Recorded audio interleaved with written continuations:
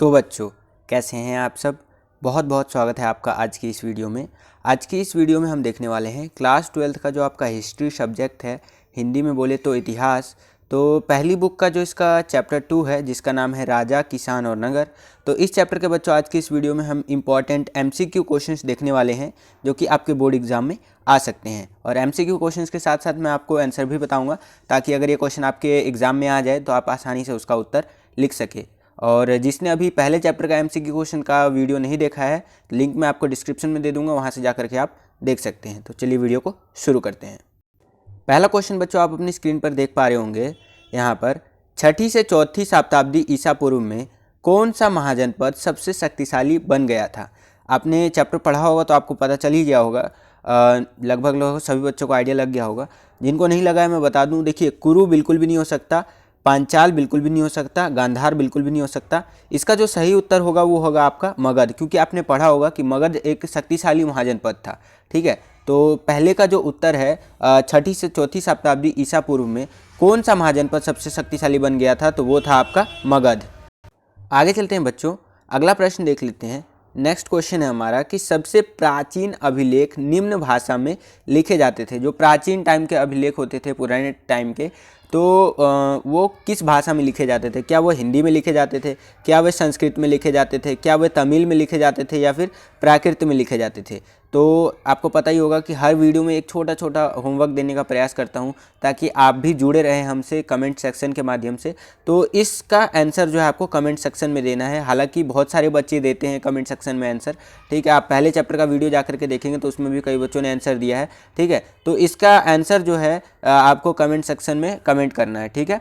Hint दे देता हूँ, हमारा जो वातावरण है इस तरह से आप समझ गए होंगे, हिंट दिया जस्ट मैंने आपको, ठीक है। तो वही सबसे प्राचीन अभिलेख जो लिखे जाते थे वो कौन सी भाषा में लिखे जाते थे, आपको वही बताना है। क्या वो हिंदी में लिखते थे, संस्कृत में लिखते थे, तमिल में लिखते थे, या फिर प्राकृत भाषा में लिखे जाते थे। आगे चलते हैं बच्चों। थर्ड क्वेश्चन आप अपनी स्क्रीन पर देख पा रहे होंगे कि महाजनपदों की संख्या कितनी थी उस टाइम पे, जब हमारा ये राजा, किसान और नगर वाला जो चैप्टर है, इस चैप्टर के अंदर रह करके अगर हम लोग बात करें तो उस टाइम पे महाजनपदों की संख्या कितनी थी। तो 4 ऑप्शन आप अपनी स्क्रीन पर देख पा रहे होंगे। पहला है, क्या 12 थे, या फिर 14 थे, या फिर 18 थे, या फिर 16 थे। तो आपको पता होगा कि 16 महाजनपद आपके हुआ करते थे उस टाइम पे। तो जिसका सही आंसर होगा वो होगा आपका 16, ठीक है। आगे चलते हैं बच्चों। और ये जो भी MCQ क्वेश्चंस मैं आपको बता रहा हूँ ये एग्ज़ाम में आ सकता है, तो बिल्कुल ध्यान से समझ करके देखिए पूरा वीडियो, ठीक है, ताकि कुछ भी मिस ना करें आप बीच में का। अगर मान लीजिए एग्ज़ाम में आ जाए तो आपको वो नंबर पूरा ले आप, जितने नंबर का ये क्वेश्चन है, 1 नंबर का आता है तो 1 नंबर आपको पूरे मिल जाए, ठीक है। चौथा क्वेश्चन है आपका कि ब्राह्मी और खरोष्टी लिपियों का जो है सर्वप्रथम अर्थ किसने निकाला था। तो ब्राह्मी और खरोष्टी जो 2 लिपियां थी, इनका अर्थ किसने निकाला था सबसे पहले। तो इसका 4 ऑप्शन आप देख पा रहे होंगे। पहला है आपका जेम्स प्रिंसेप, दूसरा है आपका कनिंघम, तीसरा आपका व्हीलर, यहाँ पर आप देख पा रहे होंगे, चौथा है आपका जॉन मार्शल।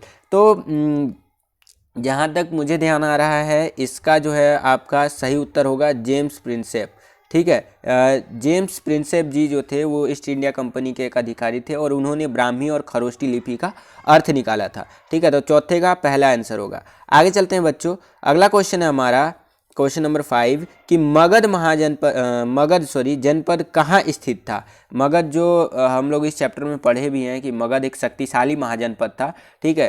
तो वही बात कर रहा है कि मगध जो है जनपद कहाँ स्थित था। आज के टाइम पे देखेंगे तो क्या आधुनिक बिहार में, या फिर आधुनिक मध्य प्रदेश में, या फिर आधुनिक उत्तर प्रदेश में, या आधुनिक आंध्र प्रदेश में। तो इसका जो सही उत्तर होगा बच्चों वो होगा आपका आधुनिक बिहार में मगध जो है महाजनपद स्थित था, ठीक है, या मगध जनपद जो है स्थित था। क्लियर। आगे चलते हैं। अगला क्वेश्चन है बच्चों, आप अपनी स्क्रीन पर देख पा रहे होंगे, छठा क्वेश्चन है हमारा कि मौर्य साम्राज्य के संस्थापक कौन थे।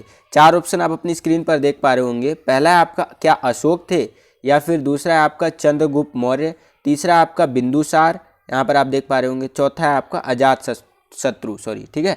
तो आपको पता होगा कि मौर्य साम्राज्य के संस्थापक जो थे वो थे आपके चंद्रगुप्त मौर्य जी, ठीक है। इन्होंने मौर्य साम्राज्य की स्थापना की थी। क्लियर। आगे चलते हैं। 7वां क्वेश्चन देख लेते हैं।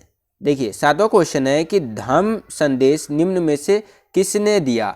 ठीक है, धम्म का जो संदेश था उसने किसने दिया, यहाँ पर बात कर रहा है। तो यहाँ पर 4 ऑप्शन आप देख पा रहे होंगे। पहला है आपका ये देखिए बिंबिसार है। ठीक है, दूसरा है आपका समुद्रगुप्त ने दिया, या फिर अशोक ने दिया, या फिर पांडे सरदारों ने दिया। तो इसका भी जो आपको आंसर है वो जो है सो कि कमेंट सेक्शन में आपको कमेंट करना है। ठीक है, मैं हर एक कमेंट को रीड करता हूँ और जितने भी बच्चे जो है सो कि कमेंट करेंगे सबको मैं हार्ट दूंगा। ठीक है, अगर उनका मतलब सही उत्तर हुआ तो उत्तर सही होना चाहिए, ताकि और बच्चे भी है उनको भी पता चल सके। तो 7वें का आंसर आपको कमेंट सेक्शन में कमेंट करना है। क्लियर, आगे चलते हैं बच्चों। 8वां क्वेश्चन है, आप अपनी स्क्रीन पर देख पा रहे होंगे कि 6ठी शताब्दी ईसा पूर्व में उपज बढ़ाने का तरीका निम्न अपनाया गया था। मतलब 6ठी शताब्दी ईसा पूर्व में उपज को बढ़ाने का निम्न तरीका अपनाया गया था। कौन सा तरीका अपनाया गया था?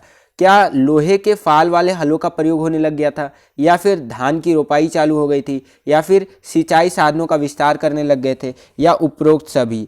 तो अगर आप चैप्टर पढ़ेंगे तो आपको अंदाजा लग ही जाएगा कि उपरोक्त सभी इसका आंसर होगा, क्योंकि जहाँ तक हम लोग बात कर रहे हैं 6ठी शताब्दी ईसा पूर्व इस टाइम की, तो लोहे के फाल वाले हलों का प्रयोग भी हमें देखने को मिला था। धान वगैरह की रोपाई भी इस तरह से होने लगी थी, अलग अलग फसलों की। उसके बाद सिंचाई के साधनों का भी विस्तार हमें देखने को मिला था।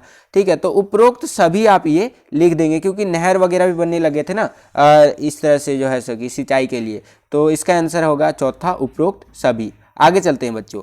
अगला है 9वां क्वेश्चन, मैंने आपके लिए लिया है कि मौर्य साम्राज्य की जानकारी के स्रोत इनमें से कौन सा नहीं है। ठीक है, जिससे कि हमें मौर्य साम्राज्य की जानकारी नहीं मिलती है। ध्यान रखिए, यहाँ पर नहीं बोला गया है जिससे कि हमें मौर्य साम्राज्य की जानकारी नहीं मिलती है। तो 4 ऑप्शन है आपकी स्क्रीन पर। पहला आपका कौटिल्य के अर्थशास्त्र, दूसरा आपका इंडिका, ठीक है, तीसरा आपका a travel to in the Mughal empire, और चौथा आपका उपरोक्त सभी। तो देखिए ये दोनों तो कहीं ना कहीं ठीक है, लेकिन ये भी नहीं हो सकता उपरोक्त सभी, और ये भी नहीं हो सकता। ठीक है, तो ये क्वेश्चन ही जो है सो कि क्वेश्चन तो सही है, लेकिन इसके ऑप्शंस गलत है। क्योंकि अगर आप देखेंगे तो ये नहीं हो सकता, a travel to in the Mughal empire, और ये उपरोक्त सभी भी नहीं हो सकता है। तो ये क्वेश्चन इसलिए डाला है बच्चों मैंने आपके लिए, ताकि अगर कई बार होता है बोर्ड एग्जाम में ऐसे भी क्वेश्चन आ जाते हैं, बच्चे कंफ्यूज हो जाते हैं कि यार ये दोनों हो सकता है लेकिन ये दोनों नहीं हो सकता, क्योंकि a travel to in the Mughal empire ये तो बिल्कुल भी नहीं हो सकता। ठीक है, और दूसरा है आपका उपरोक्त सभी बिल्कुल नहीं हो सकता। ठीक है, तो यहाँ पर आप कुछ भी टिक कीजिए तो आपको नंबर मिल जाएगा। आप अगर जो है ये भी टिक कर दिए, या ये भी ये तो नहीं, ठीक है, ज़्यादातर बच्चे ये टिक करेंगे। अगर आप ये भी कर देते हैं ना तो भी आपको नंबर मिल जाएगा। और वैसे जो आपका एग्जामिनर बैठा होगा, मतलब जो आपका एग्ज़ाम कंडक्ट करवा रहे होंगे बोर्ड एग्ज़ाम, ठीक है, तो उनसे आप पूछ लीजिएगा कि सर ये क्वेश्चन जो है इसके ऑप्शंस गलत है। ठीक है, तो वो आपको बता देंगे कि किस तरह से यहाँ पर करना है। अगर कुछ करेक्शन करवाना होगा वहीं पर तो करेक्शन हो जाएगा, अन्यथा अगर आप इन दोनों में से कोई एक भी चूज़ करते हैं तो आपको पूरे नंबर मिल जाएंगे। ठीक है, क्लियर, चलिए आगे चलते हैं। 10वां क्वेश्चन देखिए, अर्थशास्त्र की रचना किसने की? 4 ऑप्शन है यहाँ पर भी। पहला है चाणक्य ने की, दूसरा है कौटिल्य ने की, तीसरा है आपका विष्णुगुप्त ने की, और चौथा है आपका उपरोक्त सभी। ठीक है, तो यहाँ पर कई बच्चे कंफ्यूज हो जाएंगे, वो बोलेंगे भाई चाणक्य लिख देता हूँ, ये सही आंसर है। लेकिन इसका जो सही आंसर होगा ना बच्चों, वो ये तीनों ही जो है एक ही उसके लेखक के नाम है। तो अर्थशास्त्र की रचना की अगर हम लोग बात कर रहे हैं तो इन तीनों नामों का ये तीन एक कॉमन व्यक्ति का नाम है। ठीक है, जिन्होंने अर्थशास्त्र की रचना की थी। तो इसका जो सही उत्तर होगा वो होगा उपरोक्त सभी। अब कितना भी दिमाग वाला बच्चा होगा तो वो चाणक्य लिखेगा, ज़्यादा से ज़्यादा कौटिल्य लिख देगा। ठीक है, तो लेकिन ये विष्णुगुप्त भी उन्हीं का नाम में गिना जाता है, और यहाँ पर जो है सो कि उपरोक्त सभी जो है इसका सही उत्तर होगा।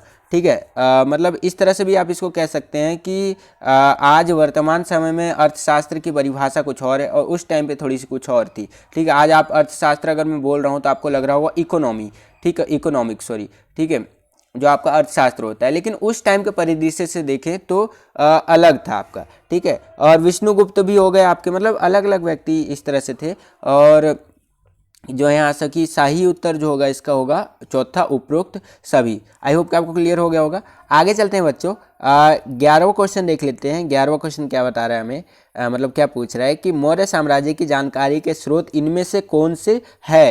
जो मौर्य साम्राज्य के जानकारी के स्रोत हैं हमारे, तो देखिए मूर्तिकला है, ठीक है, अर्थशास्त्र है, ठीक है, इंडिका पुस्तक है, ठीक है, और उपरोक्त सभी है, ठीक है। तो इसका जो सही उत्तर होगा ये होगा आपका उपरोक्त सभी, क्योंकि ये सारे के सारे जो है कहीं ना कहीं मौर्य साम्राज्य की जानकारी के स्रोतों में हम इनको काउंट करते हैं, ठीक है। तो इसका जो सही उत्तर होगा वो होगा आपका चौथा। क्लियर?